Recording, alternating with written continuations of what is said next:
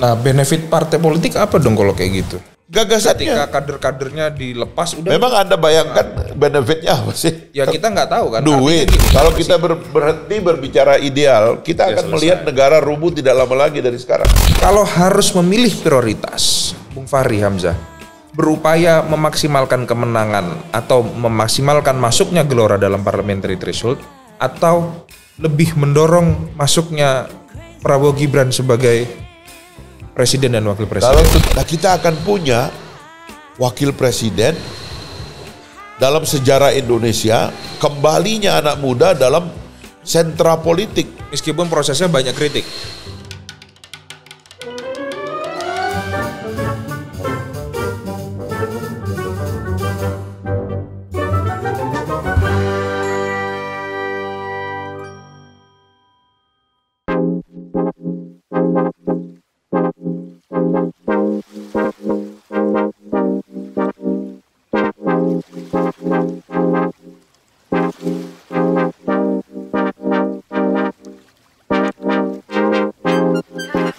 Saya tertarik nih Bung Fahri, akhirnya nama Gibran masuk.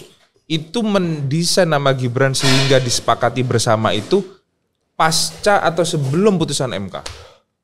Sudah jauh. Karena ini nanti akhirnya kan bisa mengurai. Kalau itu sebelum, berarti kan ada desain lanjutan bagaimana Gibran caranya bisa masuk gelanggang. Ya memang itu gak ada masalah kan gini. Kami termasuk yang dari awal mengatakan Gibran. Karena ini adalah koalisi simbolik. Oke. Semua simbolik. Di nomor 1 simbolik, di nomor 3 simbolik. Karena selalu begitu. Dulu Pak Jokowi milih Pak JK simbolik Indonesia Timur. Kemudian Pak Ma'ruf Amin simbolik ulama. Kan tapi begitu. Bukannya hal-hal yang simbolik ini yang selalu Bung Fahri kritik ya? Karena akhirnya karena dari tadi substansialnya itu kan. Aturan 1, aturan 2 nggak diselesaikan. Akhirnya kita perlu simbol. Ya udah ikut game plan yang ada berarti artinya gitu. Iya, apa boleh buat? Iya kan?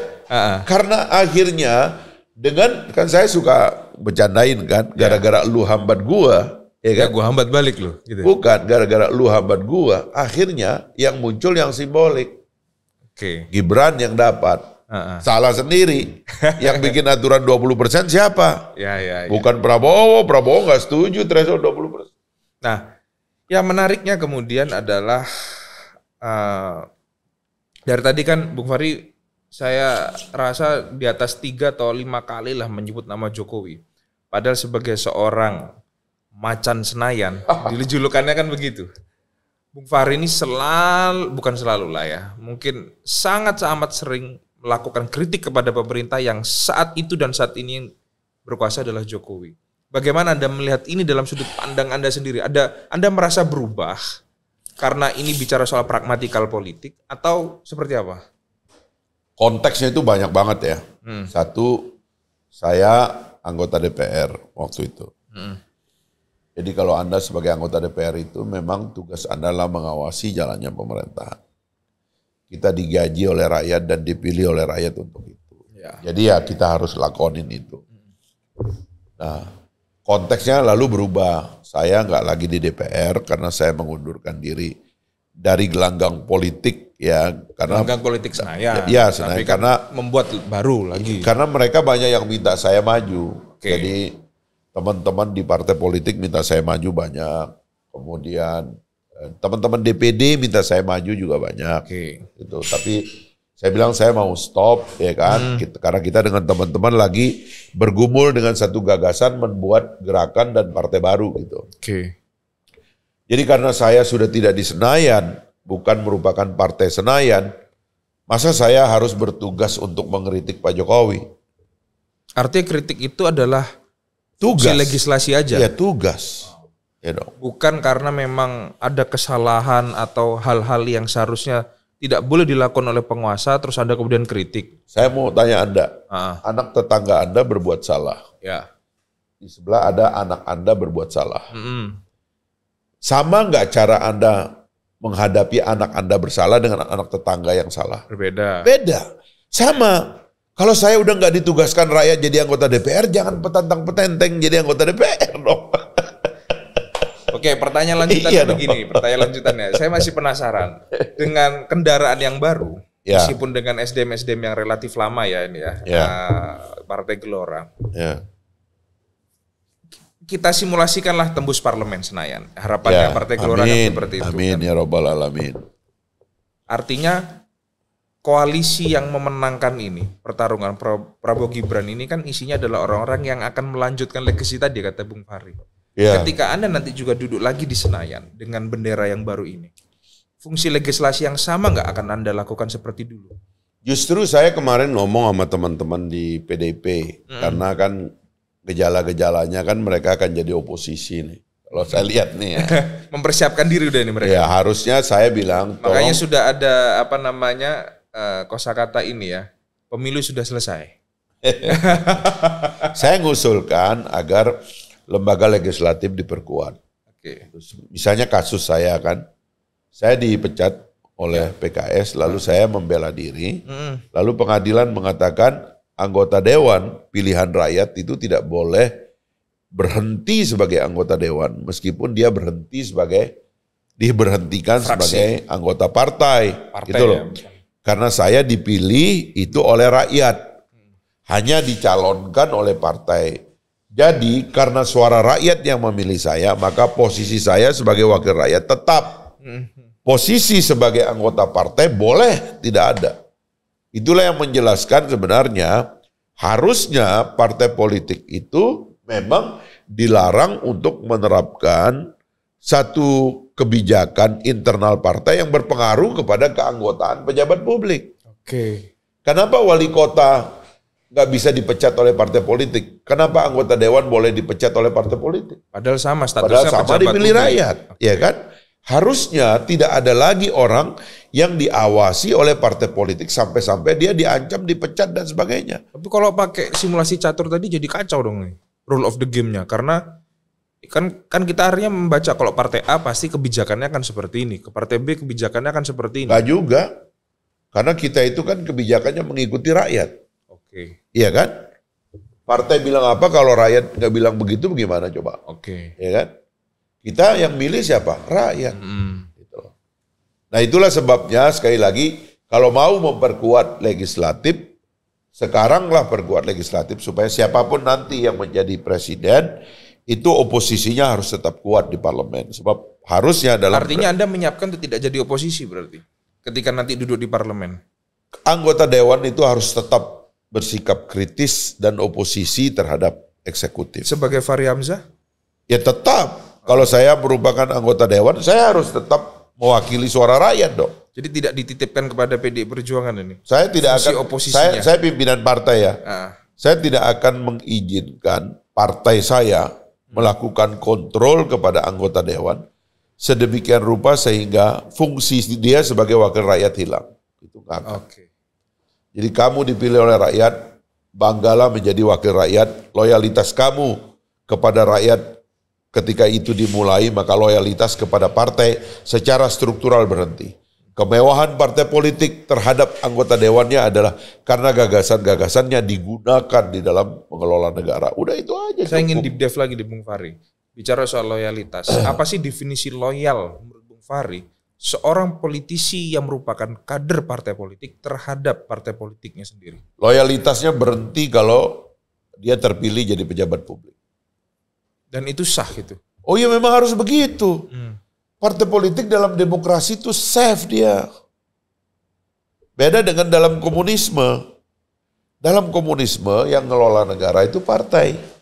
Dalam demokrasi yang ngelola negara itu adalah elected official, pejabat yang dipilih oleh rakyat.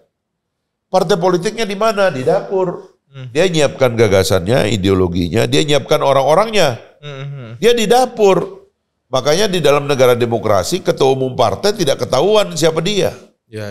Gak dikenal.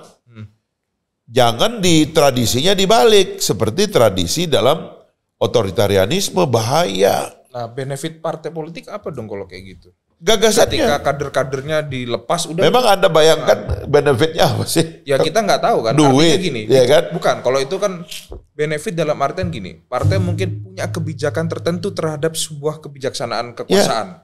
Nah, hingga dia menitipkan kepada kader-kadernya yang ada di parlemen. Yang saya maksud benefit itu kan di situ. Tapi ketika kemudian kader-kadernya berseberangan suaranya dengan apa yang dalam logika kebijaksanaan partai itu, nah kan akhirnya mereka nggak dapat benefit lah. Gue naruh lu tuh untuk memperjuangkan kebijaksanaan partai. Kan tapi gitu. Kan di atas segala-galanya kan apa kata rakyat, ya kan? Satu, yang kedua, jangan kita izinkan partai politik melakukan intervensi, sebab kadang-kadang mereka juga nggak memperjuangkan ideologinya. Partai politik juga kadang-kadang terjebak dalam satu transaksi kekuasaan yang menyebabkan anggota dewan itu hanya embel-embel dari transaksi kekuasaan itu, bukan ideologi. Itu juga dalam jangka panjang supaya kita mau memurnikan kembali peran partai politik. Partai politik perannya adalah membangun kader yang punya ideologi, punya gagasan, punya cita-cita yang sejalan dengan cita-cita nasional. Gitu. Yang kedua, melakukan rekrutmen besar-besaran supaya ada kaderisasi nasional. Gitu. Tapi parpol-parpol di Indonesia emang udah sesiap itu untuk untuk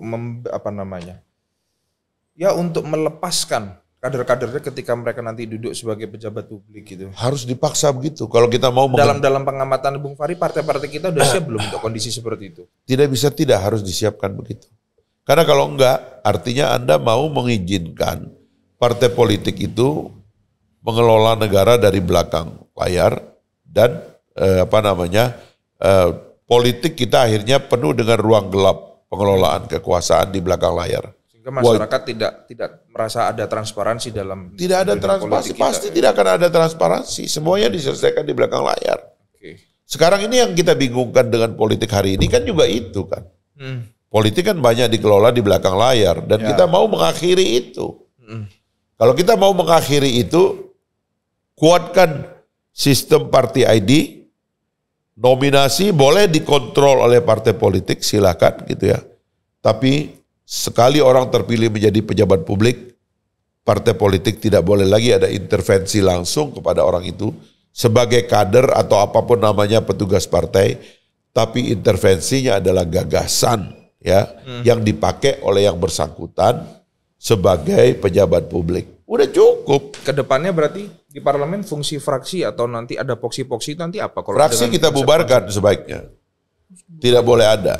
Karena gini, di DPR itu keputusan cuma 3. Setuju, tidak setuju, dan abstain. Fraksi nggak perlu. Karena fraksi sering dipakai untuk mengontrol anggota dewan, untuk kepentingan lain. Jadi Anda memiliki pendapat bahwa fraksi sudah tidak perlu lagi? Tidak perlu lagi. Fraksi itu istilahnya fraksi itu cuma 3, setuju, tidak setuju, sama abstain. Itu yang diomongkan Bung Fahri ini kondisi ideal. Ya memang. Tapi realitas kita kalau kita berhenti berbicara ideal, kita akan melihat negara rubuh tidak lama lagi dari sekarang. Negara itu bertahan lama, kata Khairil Anwar itu. Kenapa aku ingin hidup 1000 tahun lagi itu? Karena ideal, karena cita-cita. Ada mimpi yang terus dijaga. Kalau enggak repot, bos. Nah, masih bicara partai, tapi partainya Bung Fahri lah. Keputusan Partai Gelora untuk kemudian mendukung Prabowo Gibran seberdampak elektoral apa terhadap Partai Gelora? Survei internalnya seperti apa sih? Kalau pada dasarnya ya, kan seperti yang kami usulkan tadi itu supaya ada perdebatan antara partai. Ada pembeda antara partai satu dan partai lain. Memang sebagai partai baru kita memperkenalkan diri sebagai gagasan, sebagai ideologi dan cita-cita itu perlu waktu. Tapi mengasosiasikan diri dengan figur, ya, misalnya capres begitu, itu kotel efeknya lumayan besar. Itu sudah dihitung. Ya, dan itu bisa membuat kita itu terangkat lebih cepat gitu. Sehingga karena calon presiden kita apalagi ya dalam semua survei dikatakan bahwa kita adalah surveinya paling tinggi, bahkan ada yang mengatakan mungkin terjadi satu putaran, ya sehingga efek kotil efeknya ke kita. Tapi kan berebut besar. Dengan partai-partai lain yang mendukung. Pasti berebut dan pasti juga semua ada yang sudah punya segmen, tapi karena kita ini partai baru yang perlu memperkenalkan diri, relatif kita mendapatkan manfaat dari popularitas kandidat kita gitu. Selain kerja-kerja teritorial tentunya yang harus juga kita siapkan. Karena bagaimanapun kan, kami kan juga bukan orang baru dalam politik. Juga tahulah Cara main bagaimana menghitung suara, ya kan, bagaimana mengolah teritorial, TPS dan sebagainya, kan kita udah tahu caranya. Tapi kalau kita berangkatnya dari undang-undang ya, artinya kita bicara soal parliamentary threshold yang 4% itu tadi, ini akan terjadi perebutan yang luar biasa ganas istilahnya. Ini di bottom party nih, partai-partai yang suaranya relatif di bawah 5% ya. Sementara kalau kita lihat di koalisi Prabowo Gibran, selain Partai Gelora, itu ada yang hari ini ada di parlemen, ada PAN, kan seperti itu. Terus kemudian yang di luar parlemen mungkin ada PSI hari ini. Yang itu hari ini ketuanya adalah Kaisang, merupakan adik dari Cawapres, dan kemudian anak dari presiden yang sedang berkuasa. Lalu kemudian di seberang itu ada Partai P3 yang relatif bottom party ini. Ini gimana cara, terutama kita bicara soal ada PAN, ada PSI lah. Gimana Anda menyiasati ini? Karena di lapangan secara partai pasti akan terjadi benturan karena ada perebutan elektoral di situ. Tapi di sisi lain, Gelora harus bahu-membahu dengan PSI, dengan PAN untuk memenangkan capres. Bagaimana nih pengelolaan di lapangan? Kalau kasarnya membuat perhitungan, jumlah partai di DPR itu ya kira-kira 9 atau 10. 2014 itu 10, 2019 itu 9, sekarang ini 9. Artinya sebenarnya kalau kita hitung-hitung ranking, kalau kita udah masuk ranking 9 atau 10, apalagi kalau bisa masuk ranking 8 atau ranking 7, relatif kita udah aman di masuk Senayannya itu. Karena itulah angka-angka yang kira-kira orang tuh bisa dapat 4%. Sekarang kita udah setengah dari batas parliamentary threshold lah, ya. Dinaikin setengah lagi. Ya kita sedang berjuang lah untuk nambah setengah. Karena lagi. Kenapa saya nanyakan gini, Bung Fahri? Yang Anda hadapi ini relatif bukan dari koalisinya lawan, either itu Ganjar Mahfud ataupun Anies Muhaimin ya. Ini pertarungannya kalau tidak dengan PAN, ini dengan PSI. Sementara PSI ini hari ini itu kan sangat masif lah upaya kita banyak sekali analisis agak teknis ya. Sekali lagi seperti yang saya bilang kepada Anda, kami mengkalkulasi dapil itu agak detail lah. Dan surveinya juga agak detail juga. Kebetulan ketua pemenangan pemilu kami, Bapilu, itu Bung Riko Marbun kan. Riko Marbun adalah seorang top pollster di Indonesia. Dia juga yang kalkulasi pollingnya itu relatif yang paling akurat lah gitu. Jadi kita membaca pergerakan dapil itu cukup akurat juga gitu. Sehingga kita betul-betul tahu lah mana isu nasional, mana isu lokal, strateginya gimana. Kira-kira kami agak detail lah. Tetap bisa dipisahkan itu ya. Oh dan kita memantau betul semua partai, pergerakan semua partai. Kita udah tahu koalisi ya. Paling tidak sekarang dalam hitungan kami, partai dari dalam sudah ada gugur 1. Gitu. Partai dari dalam Senayan sekarang, dalam perhitungan kami sudah ada 1 yang gugur. Berarti sisa 8. Sisa 8 kan? Kalau kita bisa masuk dalam antrian itu ya kita bisa dapat juga. Kalau nanti misalnya dari 8 itu ada gugur lagi, tambah besar peluangnya kita masuk. Kira-kira begitulah cara kita menghitung. Agak detail lah cara kita menghitung. Tanpa bertempur dengan mitra koalisi sendiri ya. Tentu kalau bisa itu dihindari ya, karena itu bisa efeknya buruk kepada kandidat kita ya. Tapi ya namanya dinamika lapangan tuh dahsyat lah ya.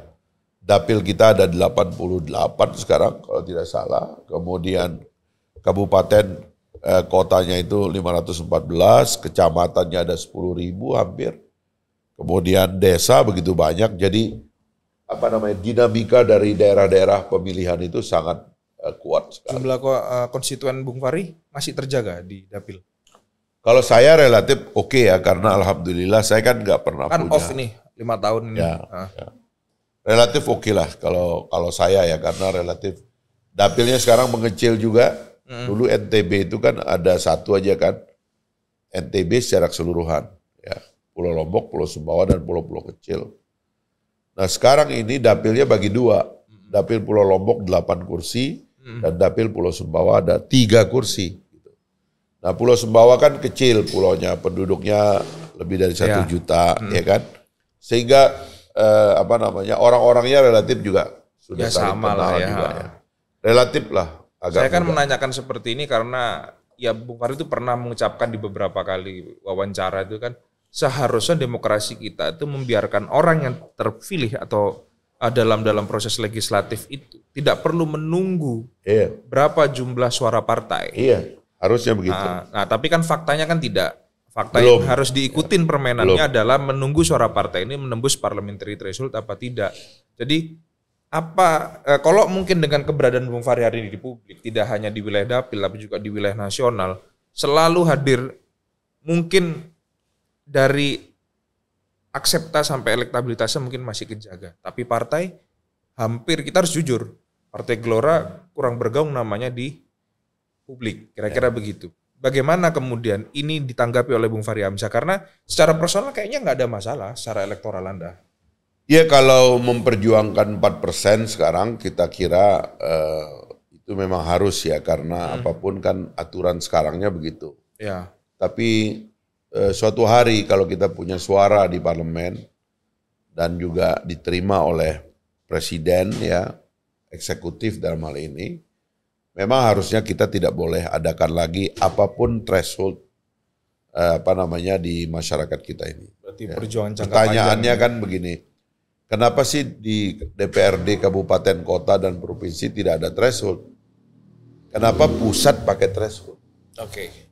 Kenapa sih daerah DPRD-nya boleh kompleksitas keanggotaan DPRD-nya diizinkan, sementara di pusat mereka maksa harus pakai threshold. Nggak ada argumennya. Ini memang akal-akalan saja. Jadi saya kira ya ke depan itu, makanya saya pernah mengatakan ke depan itu kalau presiden terpilih itu, sebaiknya aturan pemilu itu didesain dari desk pemerintah dan DIM-nya itu, daftar inventarisasi masalahnya, disusun oleh para pakar yang betul-betul bisa mensinkronisasi antara aturan pemilu, ya, aturan partai politik, aturan pemilu itu sinkron dan sejalan dengan ketatanegaraan kita, dengan sistem politik kita. Sehingga ini betul-betul harus senapas. Sekarang ini kan ada banyak kekacauan yang saya kira inilah yang menyebabkan kekacauan yang tidak berhenti.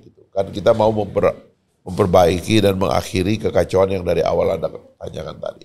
Dengan sistem kepemiluan serentak ini, yang otomatis membutuhkan endurance dan bensin yang lebih bagi seorang politisi yang juga merupakan kader partai politik dibandingkan dengan relawan ya. Relawan tugasnya saya tidak bilang lebih ringan, tapi jelas lebih clear tugasnya karena untuk memenangkan pasangan calon presiden dan calon wakil presiden. Tapi bagi kader partai ini tugas ganda kan gitu. Kalau harus memilih prioritas, Bung Fahri Hamzah berupaya memaksimalkan kemenangan atau memaksimalkan masuknya Gelora dalam parliamentary threshold atau lebih mendorong masuknya Prabowo Gibran sebagai presiden dan wakil presiden? Kalau tuntutan lapangan ya memang harus sama-sama. Karena masyarakat kita itu juga tidak suka dengan partai politik yang tidak ada calonnya. Gitu. Jadi kalau kita datang ke satu tempat itu hanya bawa caleg, apalagi calegnya nggak populer ya, rakyat langsung nantang tuh. Kalau ada prioritas harus pilih yang mana, Bung Fahri? Nggak bisa karena di lapangan permintaannya dua-duanya, harus ada dua-duanya. Bahkan di sini terutama untuk calon capres. Artinya kotel efek itu nggak bisa karena dihindari. Popularitas pilpres jauh lebih tinggi daripada pileg. Pilpres itu sangat masif pemahaman publiknya itu dan public itu berdampak awareness pada caleg ya? Iya, berdampak pada caleg. Makanya caleg lebih berkepentingan menjual capres daripada capres menjual caleg. Iya, jelas. Ya nggak mungkin capres menjual caleg, banyak makanya, sekali caleg ya kan. Makanya prioritasnya juga jadi demikian. Oke. Sudah pengalaman di Senayan. Tapi kalau kemudian pada akhirnya nanti, kalau tadi kan kita pakai simulasi positif nih, orang masuk Senayan. Kalau tidak dan kemudian dikompensasi, Bung Fahri Hamzah masuk ke eksekutif, menerima apa enggak? Ya itu nanti keputusan partai lah ya, karena apapun kan kita punya partai dan ada aturan organisasi. Secara personal Anda menerima? Saya ikut keputusan partai ya. Dan artinya juga saya terus terang dengan Pak Prabowo kan juga punya hubungan yang spesial ya. Oke. Oh, ini sudah menjadi kode ya? Ya, jadi kita agak dalam dan saya dari dulu juga berpikir bahwa orang tuh harusnya masuk kabinet itu harus merupakan tim yang solid. Orang yang dekat? Bukan cuma dekat, tapi ada kesadaran bahwa dalam kabinet itu bosnya cuma satu, yaitu presiden. Jadi orang yang paham bahwa bos saya siapa? Iya, jadi jangan orang partai masuk ke dalam kabinet punya misi lain daripada loyal kepada presiden. Wah, itu repot nanti. Itu yang terjadi sekarang ini. Oke. Nah, ini di sesi akhir nih. Ada banyak yang menyatakan bahwa kampanye yang dilakukan oleh tim Prabowo Gibran dan ada Bung Fahri di dalamnya selalu membooster kepada publik kita menang satu putaran. Ini adalah bentuk optimisme, bentuk kepastian karena melihat survei yang saat ini tinggi, atau bahkan bentuk kehati-hatian karena ada juga yang menyebutkan kalau Prabowo Gibran tidak lolos satu putaran, putaran duanya itu beda nanti ceritanya. Sebenarnya sih kalau kalimat itu lebih sering disampaikan oleh kandidat lain ya. Tapi kalau di Prabowo Gibran itu lebih merupakan fakta sih tadinya gitu, bahwa karena polarisasinya 3 ya, dan kami tadinya dari awal ya mengatakan kita adalah kelompok moderat, penjaga persatuan, kita di tengah. Ketika kanan jauh kemudian makin solid, tiba-tiba muncul kiri jauh gitu ya. Jadi kami merasa bahwa yang di tengah inilah yang akan makin dipilih oleh rakyat, karena sisa-sisa dari konflik politik aliran dan sebagainya itu kan ada di kiri dan kanan kan. Nah, sementara Pak Prabowo adalah figur pertengahan yang betul-betul merepresentasikan semuanya. Udah gitu dapat nomor 2 lagi, nomor tengah gitu.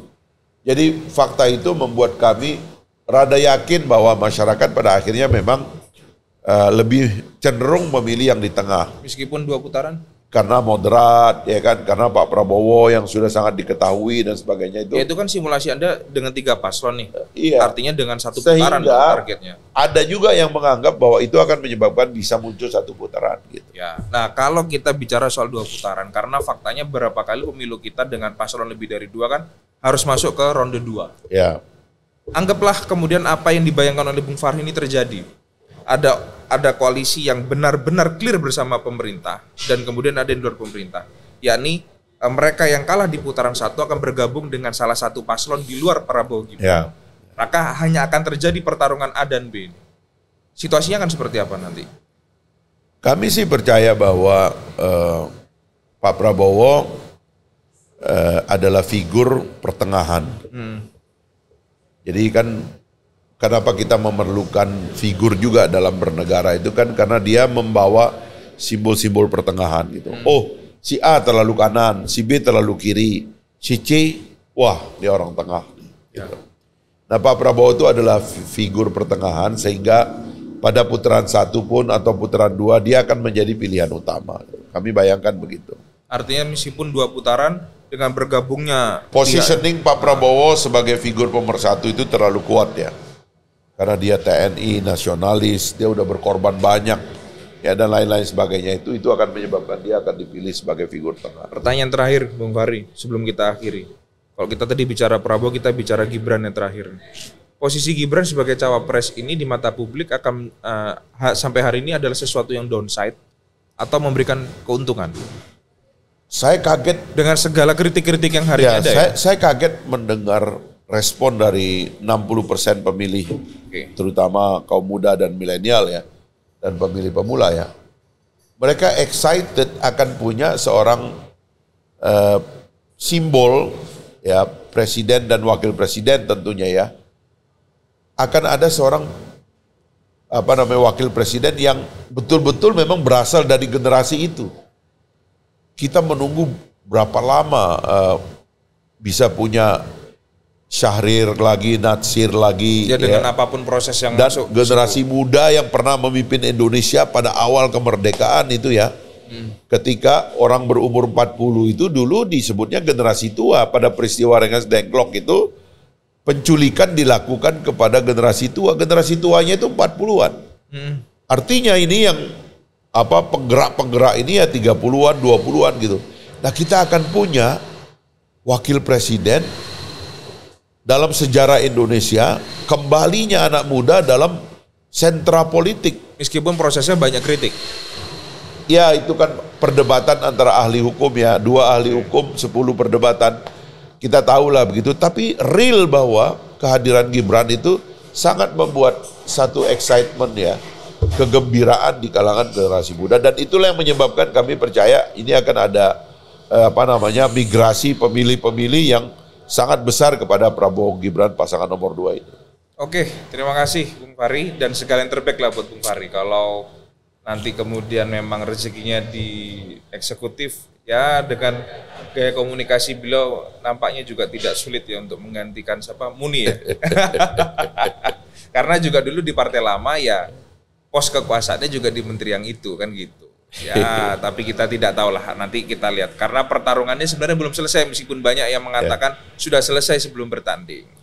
Yang terbaik buat Bung Fahri, Partai Gelora, dan juga kemudian capres dan cawapres yang diusung karena tugas beliau sebagai jubir. Terima kasih. Dan jangan lupa bagi kawan-kawan untuk tetap memfollow akun Instagram kami di Ngomong Politik dan akun YouTube kami di Peito Network untuk menyaksikan tayangan ini dan diskusi-diskusi dengan narasumber-narasumber lainnya. Terima kasih, sampai jumpa. Sampai jumpa.